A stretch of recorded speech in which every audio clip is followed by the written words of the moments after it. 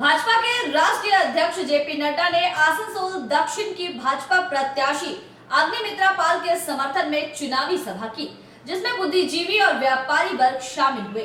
इस दौरान राष्ट्रीय अध्यक्ष ने ममता बनर्जी पर हमला बोलते हुए कई सवाल खड़े किए। भाजपा जिला बुद्धिजीवी प्रकोष्ठ की ओर से बुधवार को आसनसोल के चित्रा मोड़ स्थित एक निजी होटल में बुद्धिजीवियों को लेकर एक कार्यक्रम आयोजित किया गया, जिसके मुख्य वक्ता भाजपा के राष्ट्रीय अध्यक्ष जेपी नड्डा थे। कार्यक्रम में भाजपा के स्वपन दास गुप्ता, सौरभ सिकंदर, डॉक्टर जे राय, सांसद सौमित्र खां, भाजपा जिला अध्यक्ष शिवराम बर्मन, आसनसोल दक्षिण के भाजपा प्रत्याशी अग्निमित्रा पाल उपस्थित रही। कार्यक्रम की शुरुआत वंदे मातरम के साथ हुई। इसके बाद भाजपा नेताओं ने जेपी नड्डा सहित अन्य अतिथियों को शॉल और मोमेंटो देकर स्वागत किया। सबसे पहले अग्निमित्रा पाल ने अपना वक्तव्य रखा। इसके बाद सौरभ सिकंदर और स्वपन दास गुप्ता ने अपना वक्तव्य रखा। अंत में भाजपा के राष्ट्रीय अध्यक्ष जेपी नड्डा ने अपना वक्तव्य रखा। उन्होंने बंगाल की संस्कृति और यहाँ के गौरव को भारत का सर्वोच्च हिस्सा बताया। उन्होंने ममता बनर्जी पर हमला करते हुए कहा कि बंगाल की दशा इतनी खराब कर दी है कि यहाँ पहले वाला बंगाल नहीं दिखता। 10 सालों में ममता बनर्जी ने बंगाल को कहां से कहां लाकर रख दिया है। ममता बनर्जी किसी की नहीं मानती, वो सेंट्रल फोर्स को भी नहीं मानती, केंद्र को नहीं मानती, केंद्र की योजनाओं को राज्य में लागू नहीं करती। अभी वो सेंट्रल फोर्स के खिलाफ धरने पर बैठ गई हैं। समझ में नहीं आ रहा वो किस तरह की राजनीति कर रही हैं। 10 सालों में बंगाल में भ्रष्टाचार, लूटपाट, कटमनी की सरकार चल रही है। केंद्र ने बंगाल को बहुत सारे पैसे दिए, लेकिन बंगाल का समुचित विकास नहीं हो पाया है। अम्फान पीड़ितों के लिए जितना पैसा दिया गया था, ममता बनर्जी को वो कम लगा, क्योंकि तृणमूल सारे पैसे खा गई, पीड़ितों तक पैसे नहीं पहुंच पाए। ये सभी लोग जानते हैं कि भाजपा की सरकार आने के बाद सभी योजनाओं को बंगाल में लागू किया जाएगा। उन्होंने सभी बुद्धिजीवियों को आसनसोल दक्षिण की भाजपा प्रार्थी अग्निमित्रा पाल को वोट देने की अपील की। कार्यक्रम के अंत में उपस्थित बुद्धिजीवी व्यवसायियों के साथ प्रश्नोत्तरी कार्यक्रम किया गया, जिसमें व्यवसायियों ने अपने प्रश्न रखे, जिसका उत्तर राष्ट्रीय अध्यक्ष जेपी नड्डा ने दिया। व्यवसायियों ने अपनी समस्याओं को उनके सामने रखा। उनकी समस्याओं का निदान करने की बात श्री नड्डा ने कही। इसके बाद उषाग्राम स्थित एक निजी होटल में भी इसी तरह के कार्यक्रम आयोजित किए गए, जिसमें भी उत्तर विधानसभा क्षेत्र और आसपास के बुद्धिजीवी और व्यवसायी वर्ग उपस्थित हुए। সভাপতি মাননীয় জেপি নাড্ডাজি আজকে আমাদের সাথে এখানে কথা বলতে এসেছেন এবং মাননীয় নাড্ডাজি এই আসানসোল শহরে কৃষ্টি, সংস্কৃতি এবং এই যে ঐতিহ্য আছে সেটাকে মাথায় রেখে আজকে উনি এখানে বিশিষ্ট এবং গুণীজনদের সাথে ইন্টারঅ্যাক্টিভ প্রোগ্রাম করার জন্য আগ্রহ করেছেন। এই জন্য অত্যন্ত ধন্যবাদ জানাই মাননীয় নাড্ডাজিকে। মঞ্চে উপস্থিত আছেন আরেকজন পশ্চিমবঙ্গের বিদগ্ধ পণ্ডিত এবং রাজনীতিবিদ মাননীয় স্বপন দাশগুপ্ত মহাশয়। উপস্থিত আছেন এই কেন্দ্রের প্রার্থী তথা মহিলা মোর্চার রাজ্যের সভানেত্রী মাননীয় অগ্নিমিত্রাদি। উপস্থিত আছেন মাননীয় শিবরাম বর্মন, আপনাদের ঘরের ছেলে। উপস্থিত আছেন আমার যুব মোর্চার রাজ্য সভাপতি মাননীয় সৌমিত্র দা এবং কাজী নজরুল বিশ্ববিদ্যালয় মাননীয় অধ্যাপক সাহেব। দেখুন, আজকে আপনারা নাড্ডাজিকে শুনতে এসেছেন। আমি আমার বক্তব্যকে আপনাদের মাঝখানে এনে আমি এই সময় নষ্ট করব না। মাননীয় নাড্ডাজি যে সোনার বাংলা গড়ার লক্ষ্যে অক্লান্ত পরিশ্রম করে যাচ্ছেন, মোদিজি পরিশ্রম করে যাচ্ছেন, অমিতজি পরিশ্রম করে যাচ্ছেন। আমরা আজকে এখান থেকে সংকল্প করে যাব যে আজকে সোনার বাংলা গড়ার লক্ষ্যে আমরা প্রত্যেকে নিজের অবদান রাখব। বন্দে মাতরম, ভারত মাতার জয় হোক।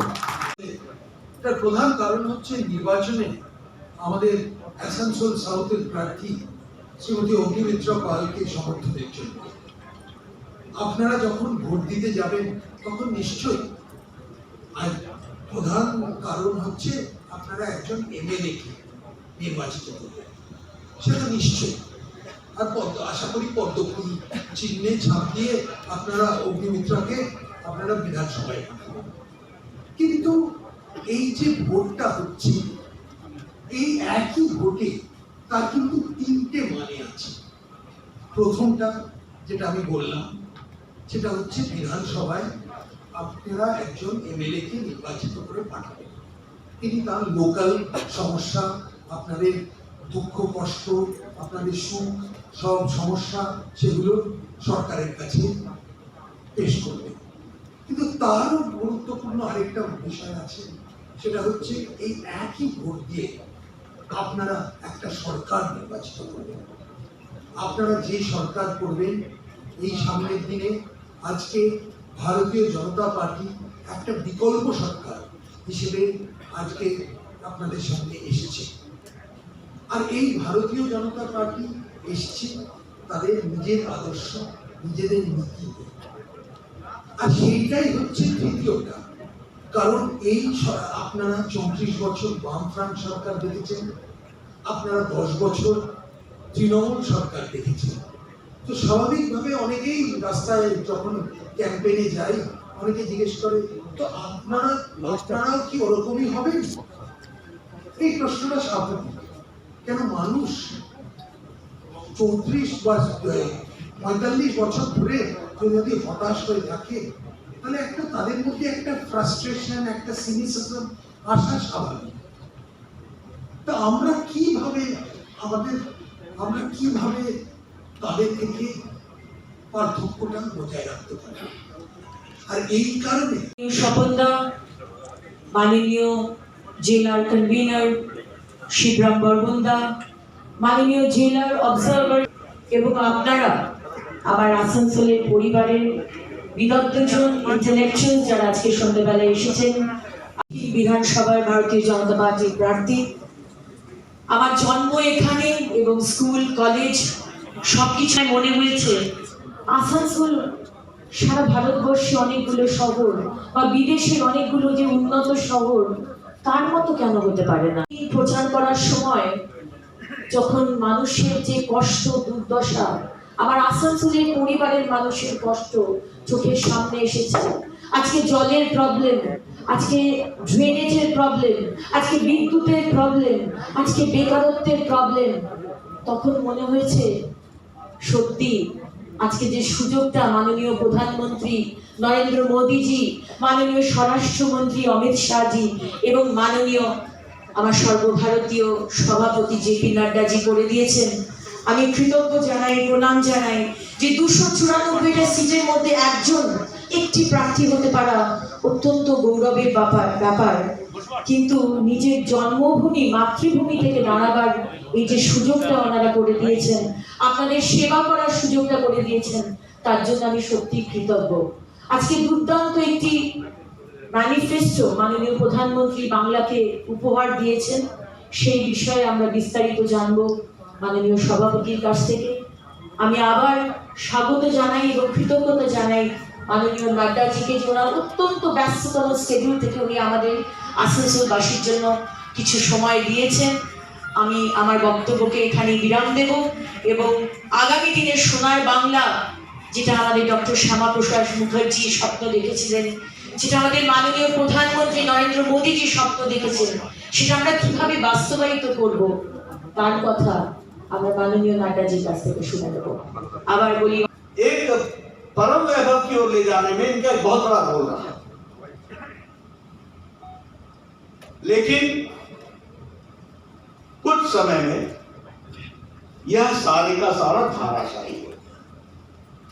इसलिए ये चुनाव जो है इसको आसानी से मत लेना। ये सिर्फ अग्निमित्रा को पॉल का चुनाव जीतने का ही नहीं है, ये बंगाल की तस्वीर और तकदीर के बदलने का मौका है। इस बात को हमको समझना चाहिए।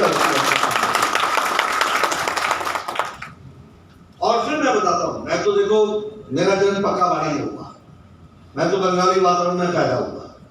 काली पूजा, दुर्गा पूजा, ये सब चीजें हमने बचपन से देखी।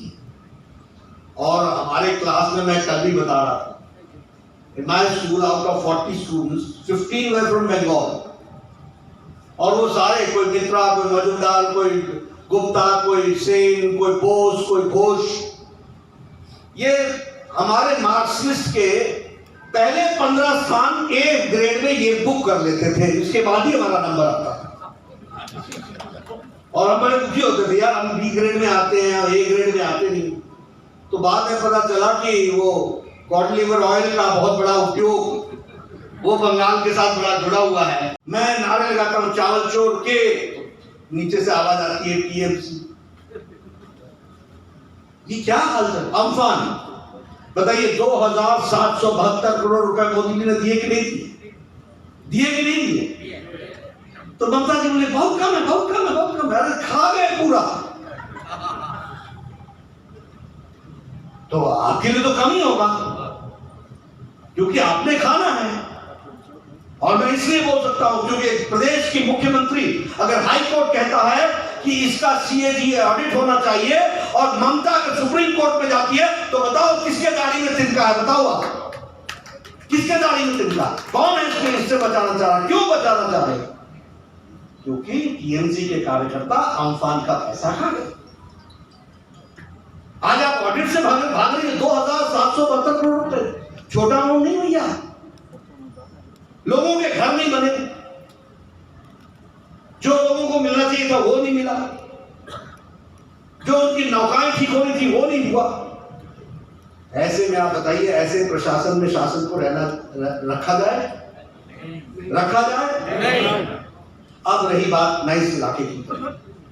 देखिए भाई साहब, मैं आपको सच बताता हूं, मैंने सारा देश घूमा हुआ, जानता हूं। जब तक नेता ईमानदार नहीं होगा, विकास के लिए कितना भी पैसा लगा दो कुछ नहीं होने वाला है। नेता ईमानदार पैदा करना होगा और वो भारतीय जनता पार्टी का रही है। अग्निमित्रा पॉल जी आपकी कैंडिडेट है, मैं विश्वास के साथ कह सकता हूं। आप बताइए मोदी जी ने कहा है कि नहीं कहा है कि हम जल जीवन मिशन में हर को टैप वाटर देंगे और शुद्ध टैप वाटर देंगे? तो क्या उससे आसनसोल वंचित रहेगा? क्या नहीं। लेकिन अगर बेईमान नेता आ जाएगा तो वंचित हो जाएगा। अगर ईमानदार नेता आएगा तो आपके घर तक पानी पहुंच जाएगा। इस बात को आपको ध्यान रखना। मैं कर रहा हूं, मुझे मालूम है गवर्नमेंट ऑफ इंडिया की स्कीम्स 1000 करोड़ की होती है। आप क्या बताइए ड्रेनेज प्रॉब्लम है कि नहीं? है कि नहीं? क्यों है? इसलिए है क्योंकि लीडरशिप वीक है। अगर लीडरशिप स्ट्रांग होती तो ये प्रॉब्लम आज नहीं होती, क्योंकि गवर्नमेंट ऑफ इंडिया इन सारे कामों के लिए बहुत पहले से पैसा दे रही है। Make the project. लेकिन कॉट मनी तो क्या करेगी? ये तो कट कर देता है सारी चीज। इसलिए मित्रों मैं ये कहूंगा कि आपने, अब आप बताइए यहां यूथ को रोजगार मिलना चाहिए कि नहीं मिलना चाहिए?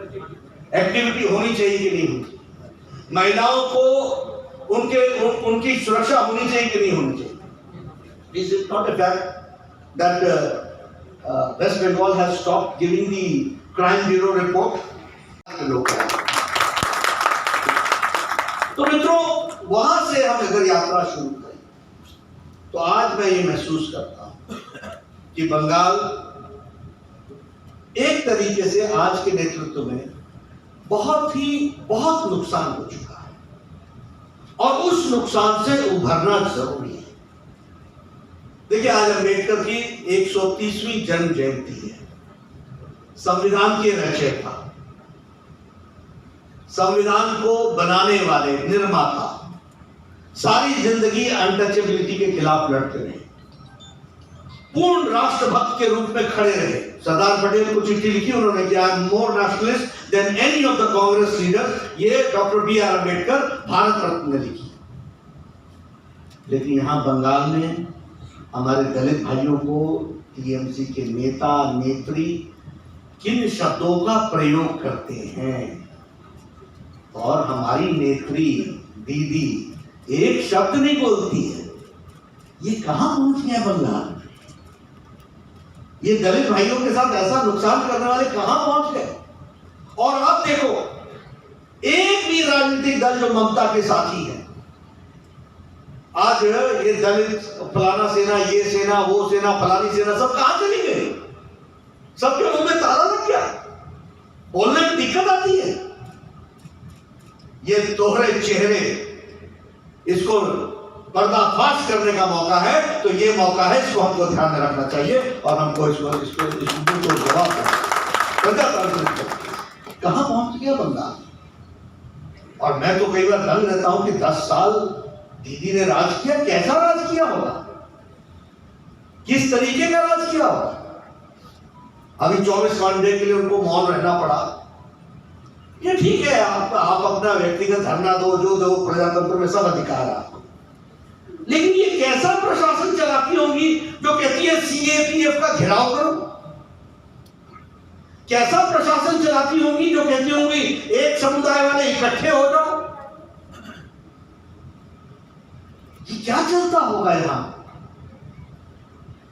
और मुझे तो बड़ा आश्चर्य होता है, आजकल इस बार देखा मैंने सरस्वती पूजा में सभी टीएमसी नेता टीका लगा करके घंटी बजा रहे हैं।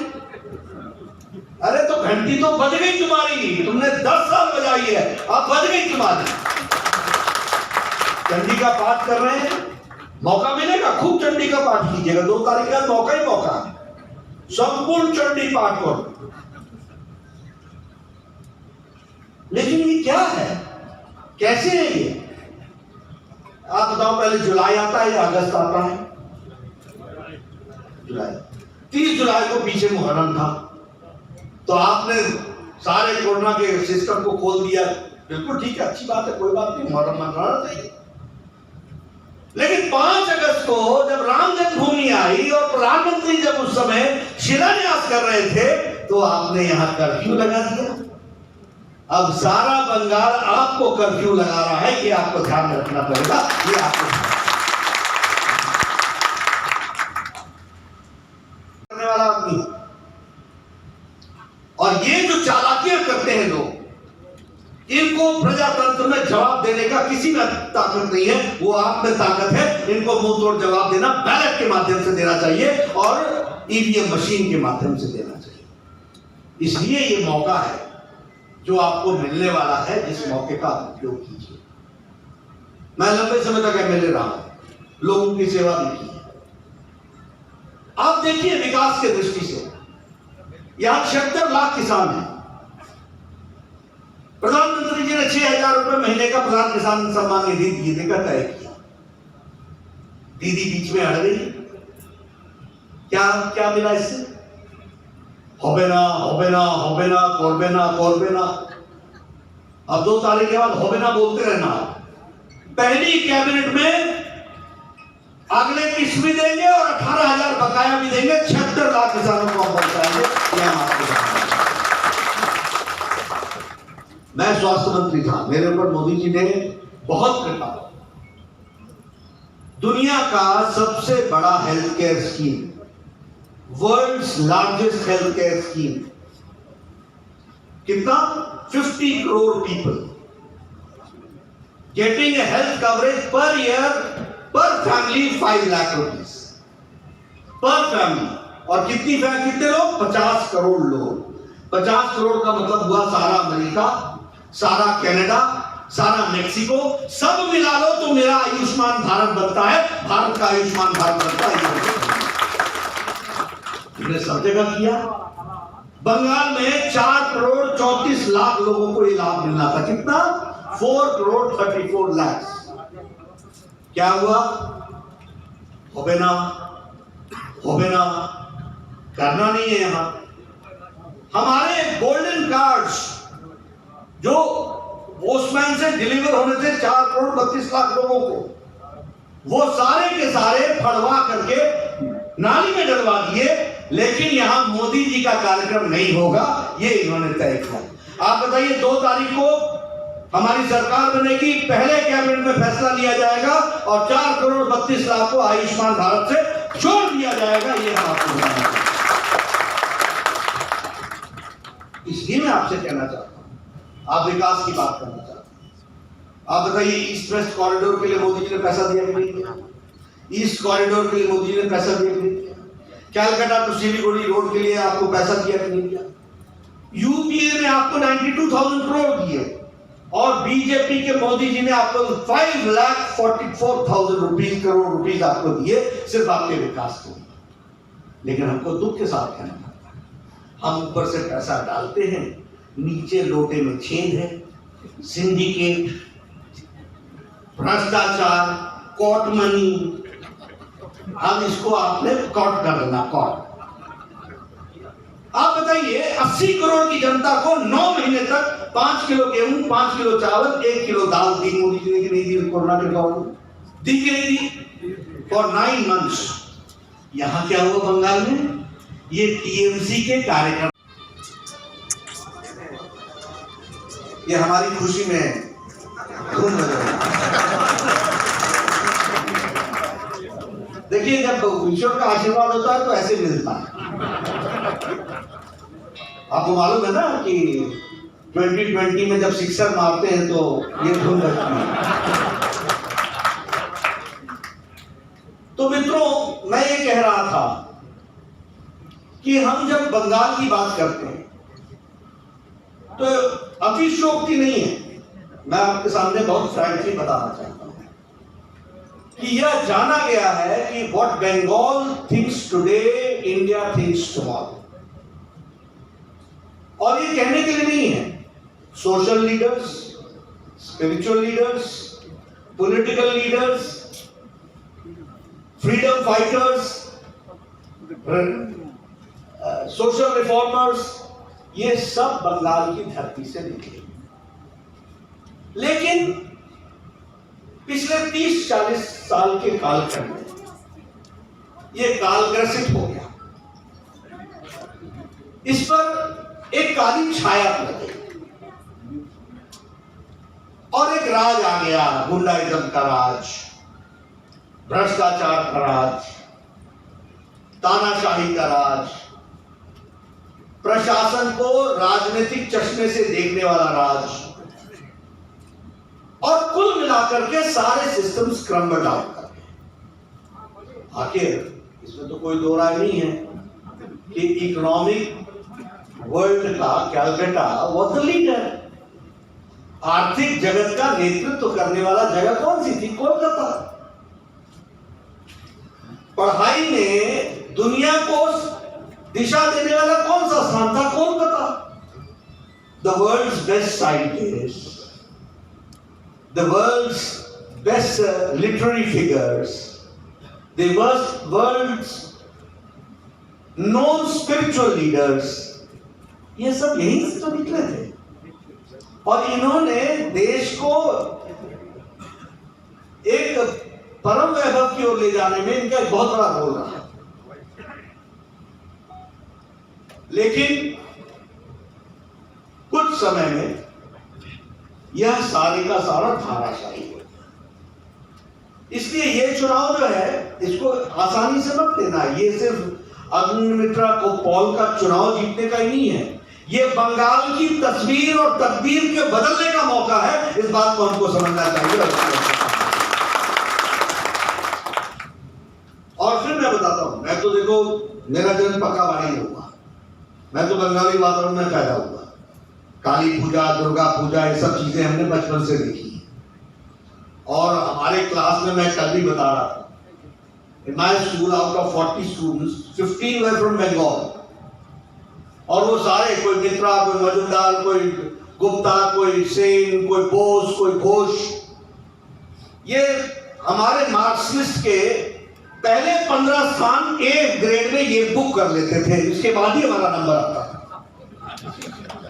और हम बड़े दुखी होते थे, यार हम बी ग्रेड में आते हैं और ए ग्रेड में आते नहीं।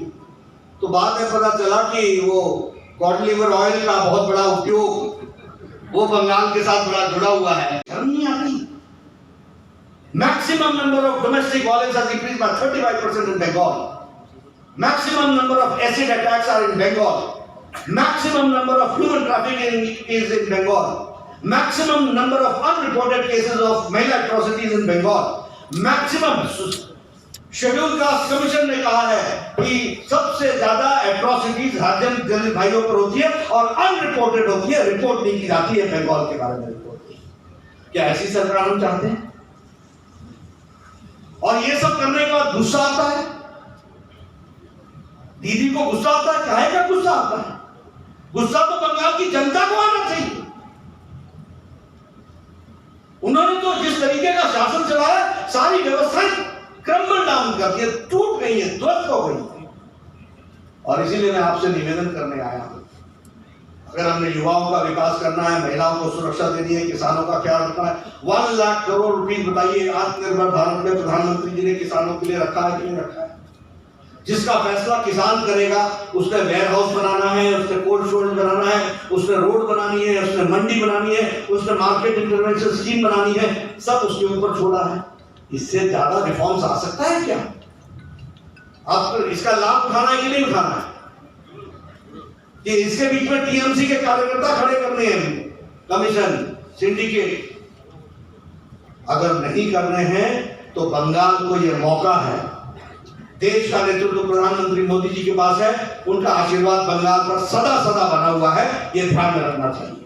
और इसलिए बंगाल में हमको नेतृत्व परिवर्तन करके कमल खिलाने की जरूरत है, अग्निमित्रा पॉल जी को लाने की जरूरत है, हमको इस इलाके का विकास करने की जरूरत है। और जो पैसा, आर्थिक सहायता ऊपर से मिलती है वो आप तक पहुंचे और आपका विकास हो, इस बात की हमको चिंता करनी चाहिए।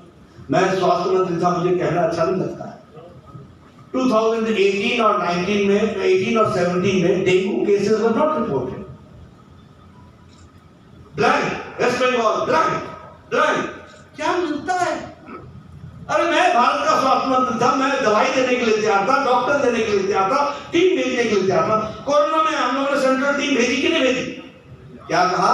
सेंट्रल गेस्ट हाउस में जाकर के टूरिस्ट की तरह रहो, लेकिन कोरोना रिपोर्ट मत करो। क्या बंगाल के लोगों की जिंदगी इतनी सस्ती बना दी आपने? उनको बचाना हमारी जिम्मेवारी नहीं है क्या? उनको सुरक्षा देना, उनको स्वास्थ्य की सेवा देना यह आवश्यक नहीं है क्या? लेकिन क्या ये सच्चाई नहीं है कि हमने सेंट्रल टीम भेजी और इन्होंने रेस्ट हाउस में उनको कैद कर लिया और उनको कोई काम नहीं करने दिया, हॉस्पिटल जाने नहीं दिया? ये सच्चाई नहीं है क्या? क्या ये सच्चाई नहीं है कि डेंगू के केसेस रिपोर्ट नहीं किया आपने और डॉक्टरों को धमकाया? रिपोर्ट करबे ना, खबरदार जो रिपोर्ट कर आपने कहा, बेचारों की डेथ हो गई, अनरिपोर्टेड डेथ हो गई। क्या बना दिया बंगाल का? इसलिए मित्रों, मैं आपसे एक ही निवेदन करना चाहता हूं, विकास भी होगा, बंगाल आगे भी बढ़ेगा, बंगाल में ताकत है, लेकिन बंगाल में सही नेतृत्व की जरूरत है। और वह सही नेतृत्व बंगाल को लंबे समय तक उससे वंचित रहा है। हमको चाहिए कि हम फिर से यहाँ कानून का राज स्थापित करें, विकास करें, युवाओं को अच्छी नौकरी मिले, अच्छे काम हो, किसानों को अच्छी राहत मिले, उनके लिए अच्छे काम हो, शहरों में रहने वाले लोगों को पानी, बिजली की व्यवस्था अच्छी हो और उसके साथ साथ ड्रेनेज की व्यवस्था अच्छी हो। आसनसोल से संतोष मंडल की रिपोर्ट, पीबी न्यूज।